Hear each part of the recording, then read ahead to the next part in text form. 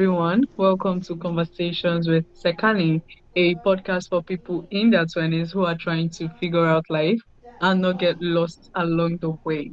Today's guest is Karl Stellin, NASM Master Trainer, Neurological Wellness Specialist, and founder of Neuromotto Training, a growing up network of clinics helping people across the United States and Mexico move better, think sharper, and age stronger.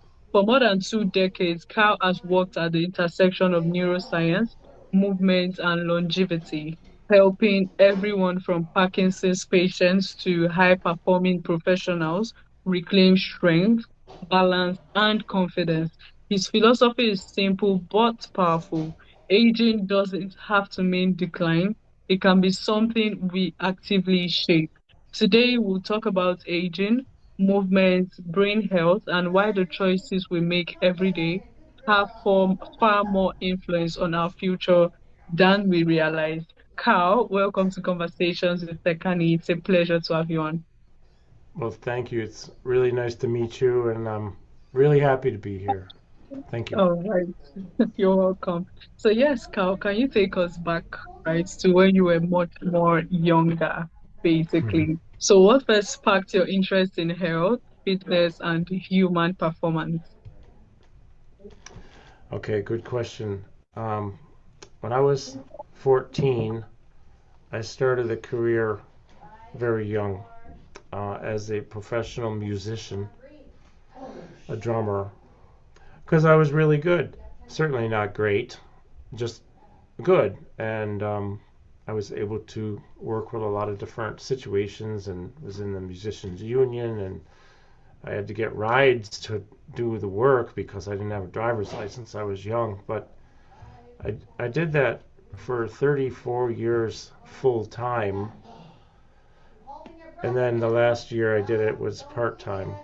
But what happened in 2008 was I had gotten very obese.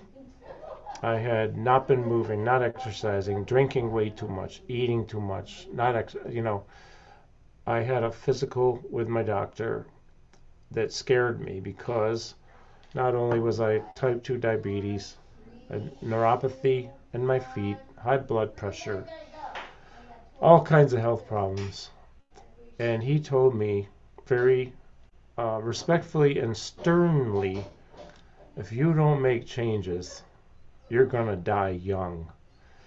And I inherently knew this, but I needed to hear it from him, I guess, to make me take action. So I was so embarrassed, so humiliated, that I decided as soon as I left there, after I cried for a while, I went out in the car, I called a personal trainer who I knew was very, very good, and I began working out with him the next day.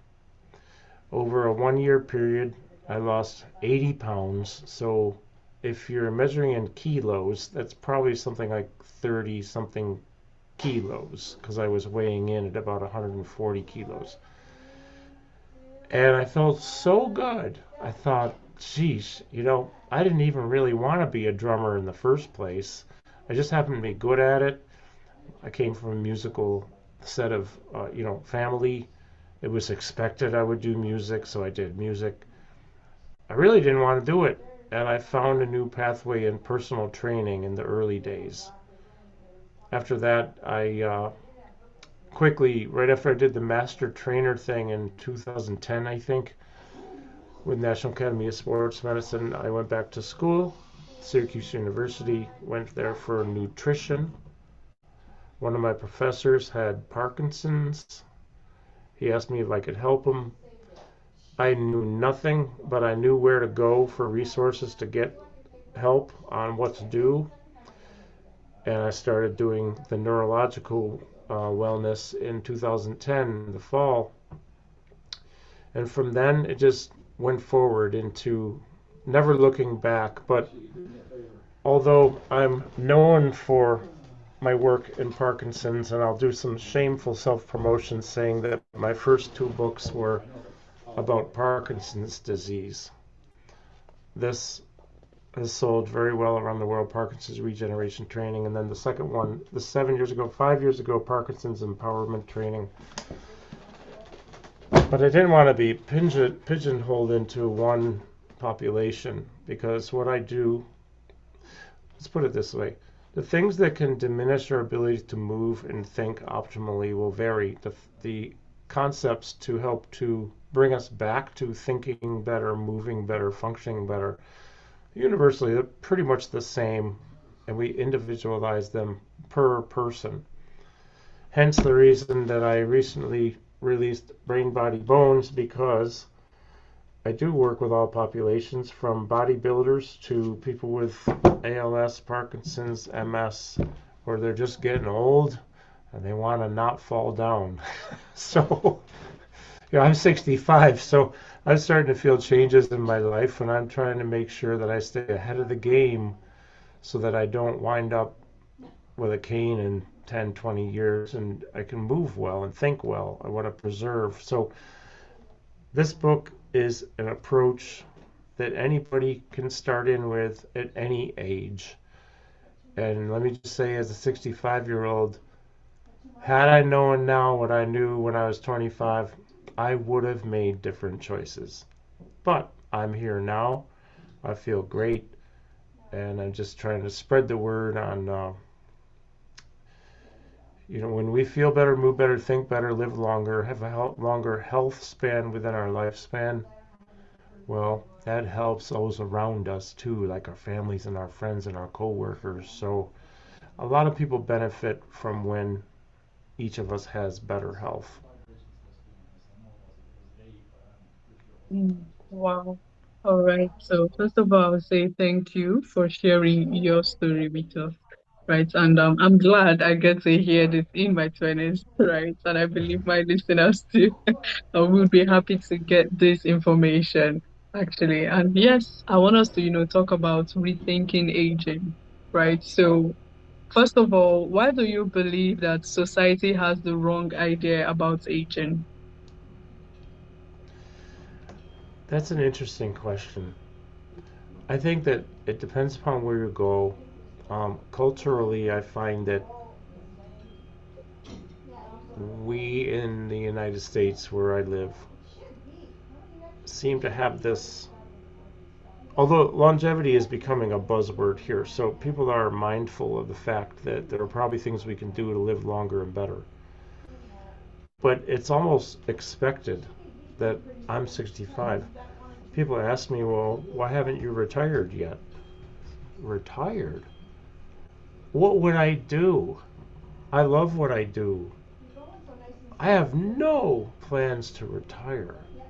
I'm just getting started. I feel like every day I learn more. But it is expected when you're in your 60s here that you're going to retire and you're going to start to enjoy life. And there's nothing wrong with that if you do.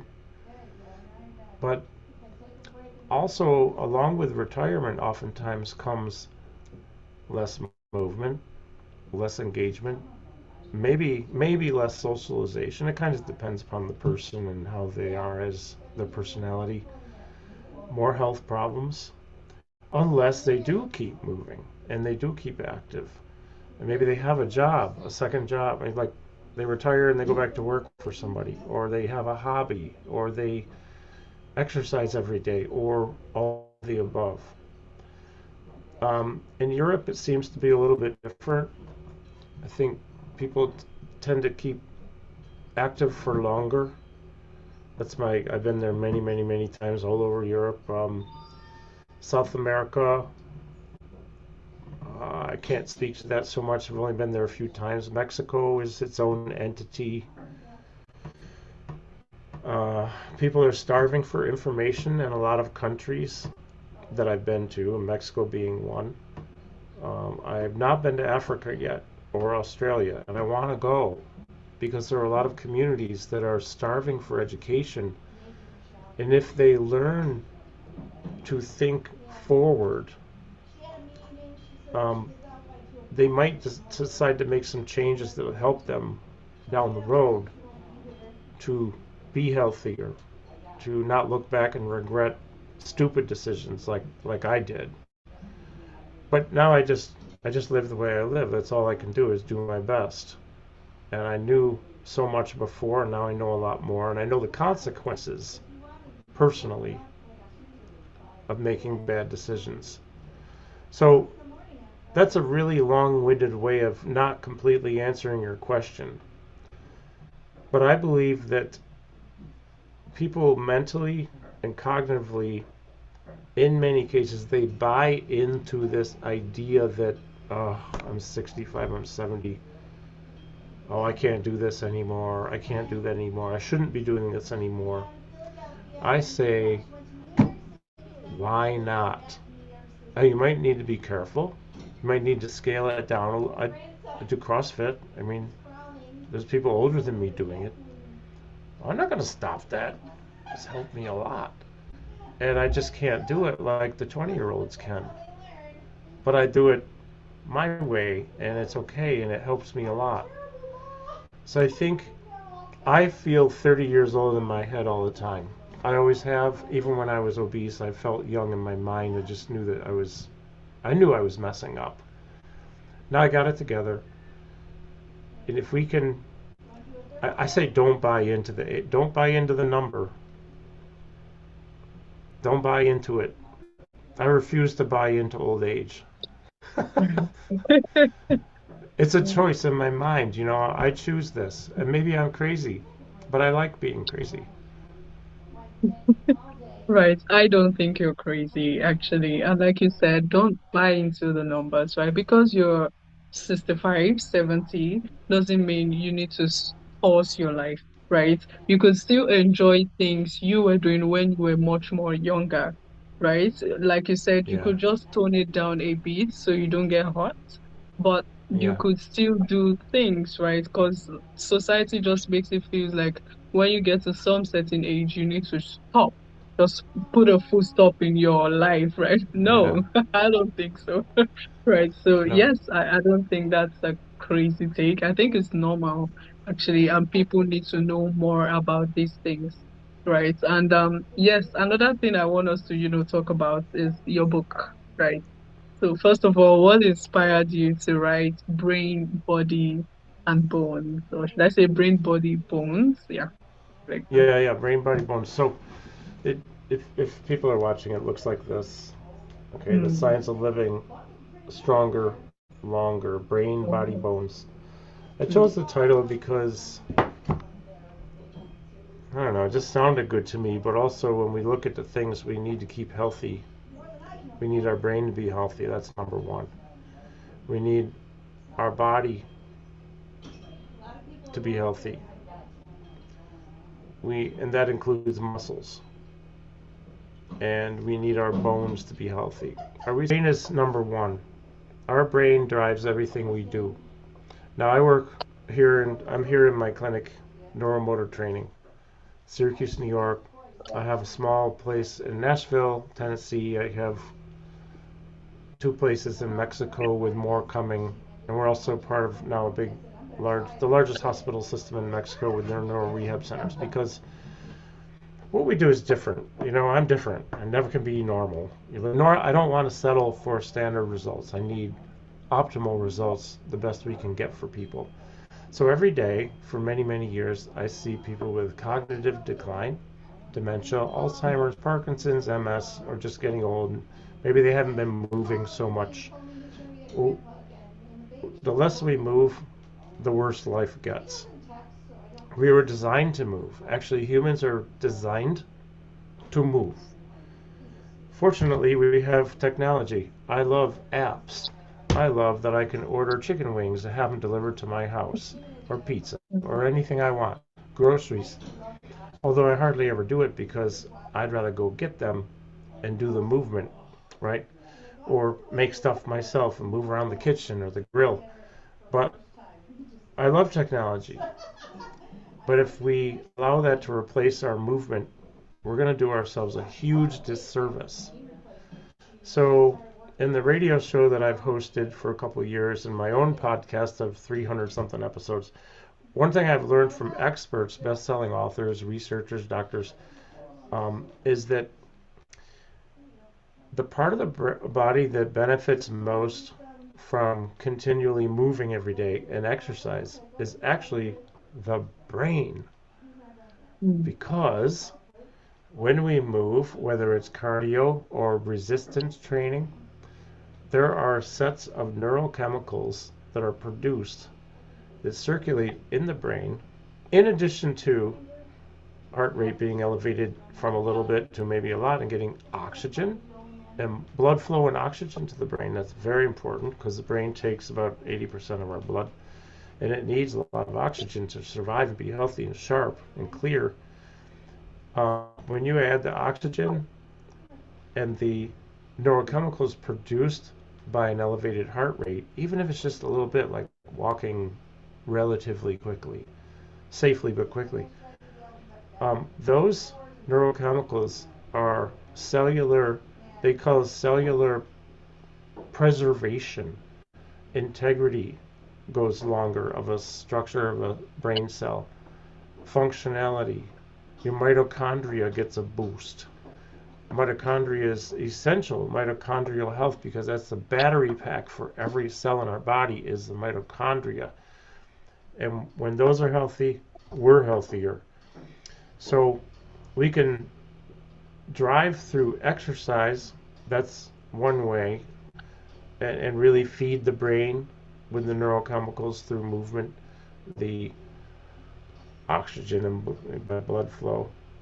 But of course, it's going to help our cardiovascular system, and we got to have a strong heart, good pulmonary system, lungs, and all that.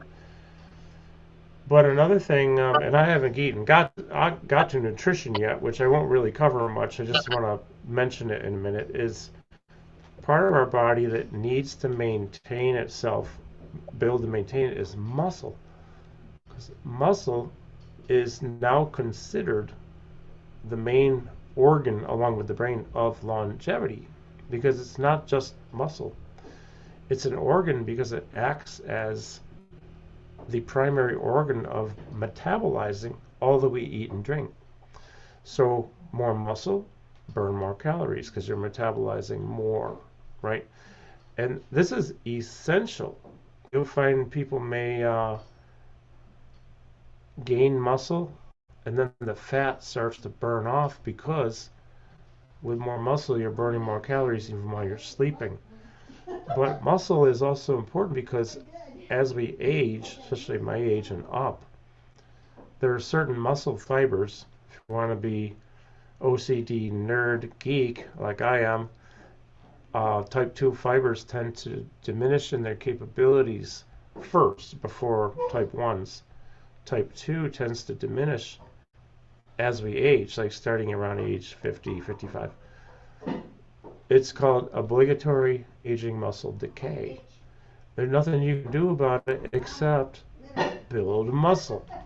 So in this book, we talk about methodologies to build all muscle fiber types, but especially we focus in where a lot of other resources won't focus in on building type 2s, because type 2 muscle not only is associated with sprinting and jumping and all that stuff, which probably none of us old people want to do, but balance. So we want to have good balance, because another interesting part about importance of muscle is that the more muscle we lose, the less density our bones have. This is paramount, because when we get into less muscle, we're at a higher fall risk. If we have insufficient muscle mass, falls are bad. They can be deadly. Statistic interesting, people age 65 and up who fall and break a hip or a femur, up to 30% are dead within a year after that. The other 70% usually aren't back to moving as well as they were prior to the fall. Well, if we have diminished muscle mass, because more muscle helps to keep bones more dense. If we lose muscle mass and our bones get brittle, we're not only at a higher fall risk, we're at a higher risk of fracture. And fracture it means higher risk of mortality and death or diminished quality of life. So, you know, everybody probably has heard of somebody who fell down, broke a hip, went to the hospital, some old person, you know, I say old, it's subjective, but like 60, 70, 80 years old. And maybe they go to a nursing home or they come home and they use a cane the rest of their life or a wheelchair or a walker. Nobody wants that. So a lot of what we talk about is how can we build enough muscle without killing ourselves so that we can stay upright, move well, not fall down, live a good quality of life. Plus, the brain benefits so much from resistance training and moving. Oxygen, like I said, and hormones. Now we have our brain, we have our muscle, our body, we have our bones healthier. So if you're in your 20s or any age, um, I sound like a dad here, but I'll say, just from experience, it's a good time to start thinking preventatively because this stuff is has a very unique, slow way of sneaking up on us, and before you know it, we got a problem, and we have to try to regress and go back, not regress, uh, go back and fix the problem. But maybe if we have a preventative approach to living our lives, we avoid the problem altogether, or it fends it off and it comes 10, 20 years later, but hopefully never at all. Of course, you know, finding good food to eat is very important. Some people live in food deserts where that's a term we call for, let's say, inadequate food supply. But, you know, don't drink too much alcohol. Try to stay away from lots of sugar because, you know, all these things cause a lot of problems. Too many carbs. We need carbs. Carbs are not the enemy. Too many carbs are the enemy. So, I mean, I could talk about that for hours, but I'll spare you. Um, that's probably, if I have to sum it up in just a few minutes, the book is about taking preventative measures to live longer and stronger. Wow. Okay, so right, I would say I've learned a lot, right, from, um muscle, right? Building the muscles is really important, especially now as young adults. It's going to help us later in life, basically. Then Oh talking yeah. about the gut health, like diet, it's important to eat healthy. And another thing I would love for you to touch on is sleep, right? Because not many people Oh, really do know about sleep.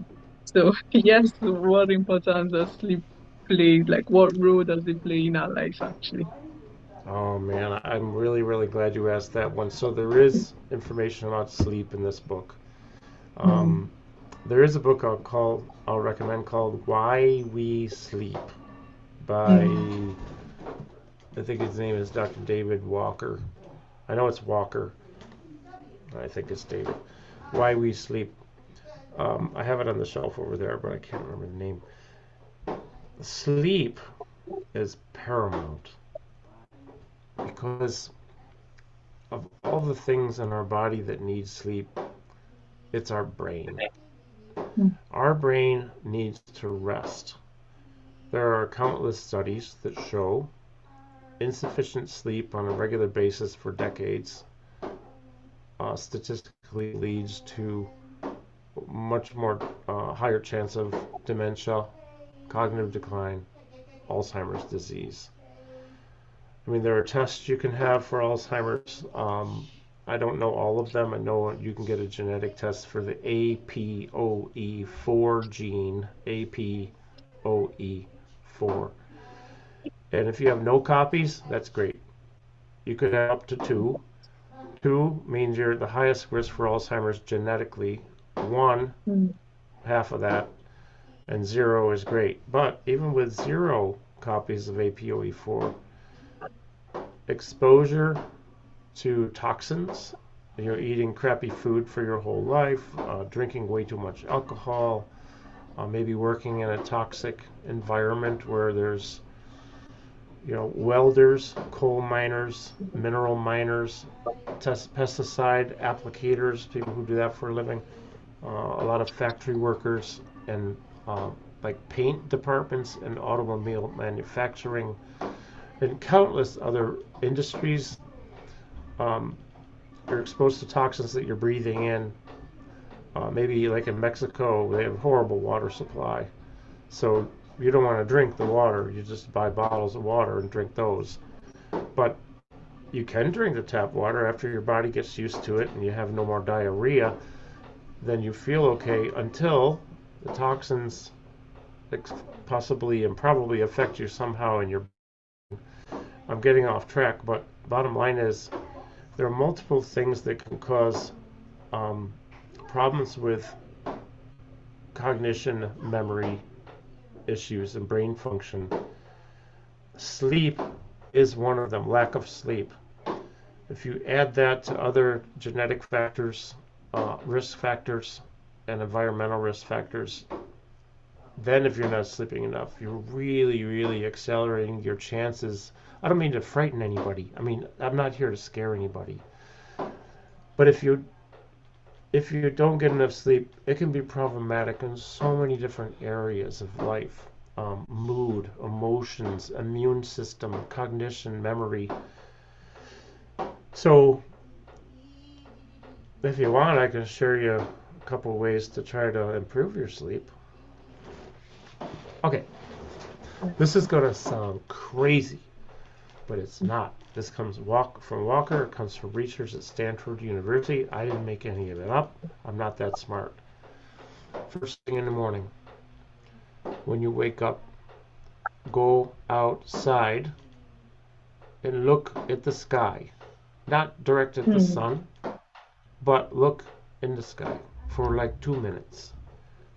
You don't have to look way up high. You can just look on the horizon. Look, if it's cloudy, it doesn't matter because it's natural light coming down and hitting the bottom of your retinas.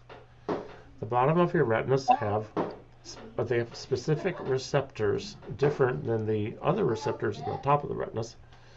The bottom of the retinas, when the light hits, it stimulates the production of cortisol. Too much cortisol is bad. We can gain weight and all kinds of problems. We have to have cortisol or we would be dead. So we want to have cortisol because it gets us going and it starts what they call the sleep-wake cycle. So for about 14 to 17 hours, depending upon who you are, I tend to be awake for less time because I sleep a lot because I love sleep. So I might stay awake like 15 hours or so. But that's in the morning. Now at night, before sundown, very important that before the sun is down, maybe an hour before is what the researchers say, go outside again, look at the sky, 2 minutes. You can do longer. You can maybe do a minute, but 2 minutes is sufficient. At that time of day, after you've been up for, assuming you're not working a night shift. If you're working night shift, none of this matters, and I don't have an answer for you. But if you're sleeping at night, like a lot of people do, follow these directions. Is look at this into the horizon in the sky, let that natural light hit your eyes an hour before sundown. That stimulates the production of melatonin, our natural produced sleep hormone by the brain. And then an important thing is once you go to bed, if you have to get up at night, go to the bathroom, or whatever, try not to turn on a light that's overhead because it's 2 o'clock in the morning and you turn on the overhead light, your retinas might kick in and think, okay, it's cortisol production time and now I'm time for Karl to be awake. If you have to do it for safety reasons, do it, but maybe have little night lights plugged in lower so that you can see where you're going, do what you have to do, and then get back to bed without exposing yourself to light from above. Other factors for sleep that can be very helpful are, I'm an exception to this because ADHD, like coffee calms my nerves. I can drink coffee 7, 8, 9 o'clock at night and go to sleep at 10, no problem. Most people after noon or 1 p.m., if you have coffee, you probably won't sleep very well at night. avoid caffeine after lunchtime, I would say. Avoid alcohol, especially in excess.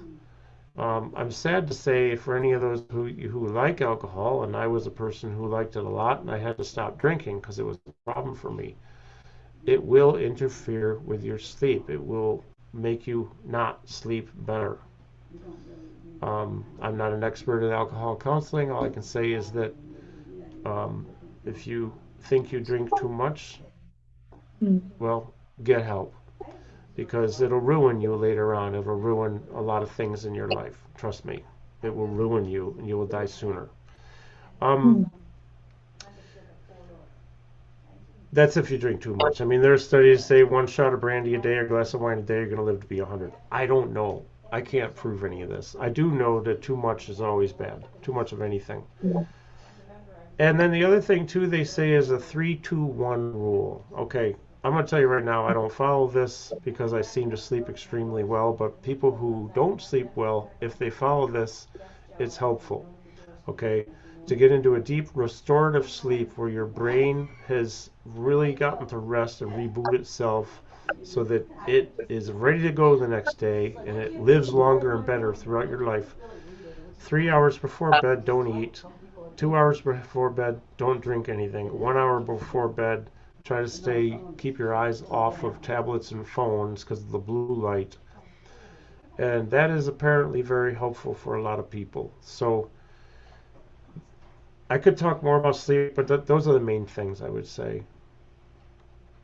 Mm. Wow. Okay, so and I think this has been deeply insightful actually. These are, pro health tips that would actually help, live healthier, right? Not just longer, but healthier life. I mean, you tend to enjoy your life better. And like you mentioned, sleep, diet, sunlight, right? Because it's actually Yeah. important to, our skin, right? And the Hmm. brain health also. Taking walks, right? Movement is also really important. As I mean, as humans, we are supposed to move our bodies, right? So if we don't move our bodies, We're I feel there supposed will to. be. Yes, exactly. So movement, I mean, these are all important things. And another thing, diet, right? Whatever you take into your body, that is something we need to pay more attention to. And finally, I would like to ask, right, what kind of foods do you think are really good for people to eat?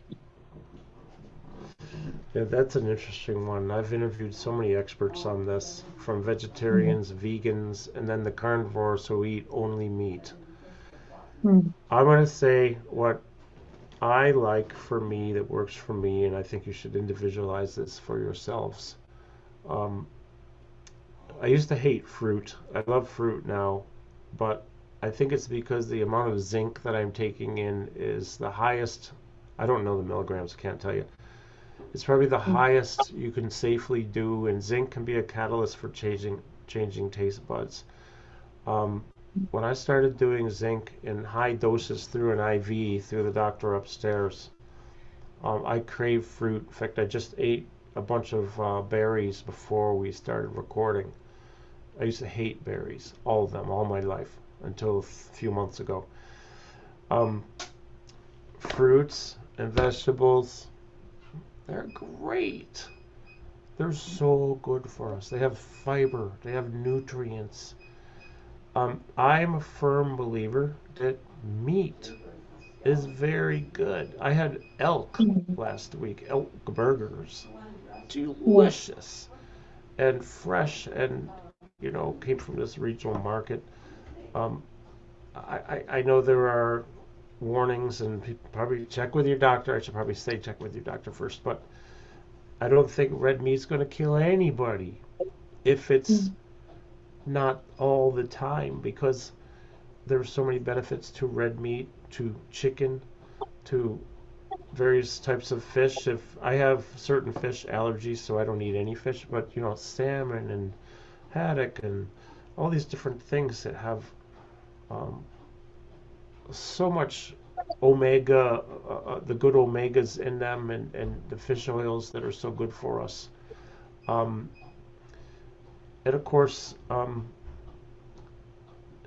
I think probably it's easier to say what to be mindful of and avoiding. And when I say avoid, Mm. yeah, I eat a piece of chocolate every day, sometimes two at night, right after dinner. But I don't go in excess. It's not like a giant Snickers bar, you know. Yes, I love those too, but I never eat them. I have this little dark chocolate thing with coconut in it or whatever. But to try to stay away from all the processed foods. Yeah, I had a bag of Doritos last week in Mexico. I love Doritos. But I only had one little bag. It's 2.5 ounces, and I probably won't have another one until I go there again in a couple months. But it's okay here and there to have something. But if it's your daily habit to eat processed meats, like things you can buy in a store that are probably packaged that aren't fresh and they have antibiotics and hormones and all kinds of crap in them, chemicals, pesticides, that's no bueno. You'd want to really be trying to avoid all the fake sugars, too much sugar, all the processed foods, the a lot of the breads out there, the white bread and all these so many foods are processed. And you can just go online and find out what's the difference between processed and unprocessed. I mean, you're going to find stuff and try to go with the stuff that maybe your great great grandmother would have ate 150 years ago. If she'd eat it then, it's okay to eat now. That's kind of my rule. Right, exactly. Wow. Okay, so yes, thank you, Carl. I would say I've learned a whole lot, and I believe my listeners would, learn from this conversation actually. And yes, Carl, this brings us to the final segment of my podcast. I call it the rapid fire segment, right? So you could either answer with a word or a phrase starting now. Hmm. Okay, Okay. so what is one daily habit you never skip? Stretching. Oh, okay. All right. So, what is your definition of longevity? Eat well and do good things for other Hmm. people. Hmm. Wow. Okay. Move So, and what keep is a moving. book? Keep Move every moving. day. Eat well and do good things for others and don't be selfish. Hmm. And like you said, keep moving. Right. Wow. Okay. So, what is a book that influenced you? Oh man. Well, Life Force by Hmm. Tony Robbins. Life Force, and I'm not a Tony Robbins fan, but that's my one of my favorite books of all time. Life Force. Wow. Okay. Life force. It's And it's finally, very much on the same idea of my book here. Yeah, hmm, longevity. longevity. Okay. All right. And yes, finally, how do you define living well?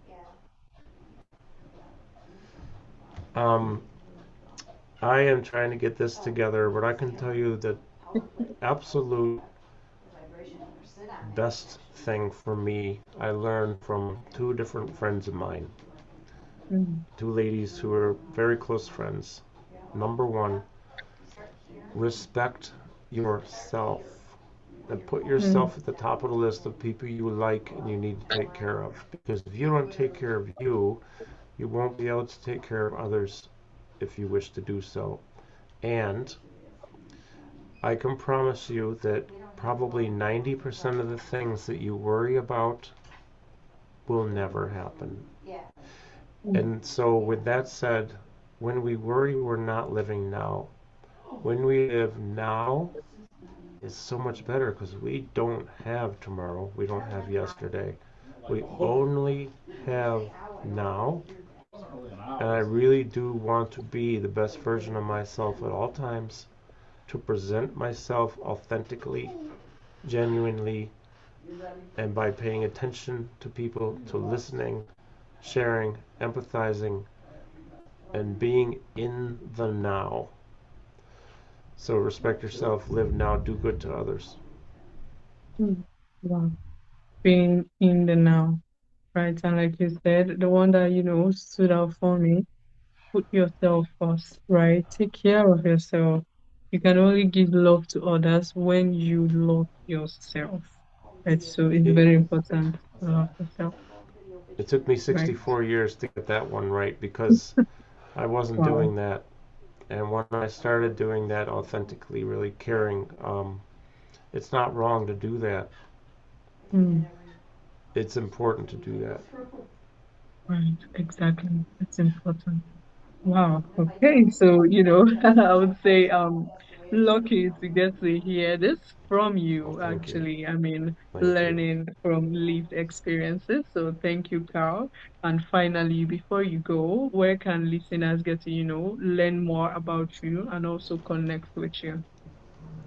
I'll give you two websites. The first one is brainbodybones.com.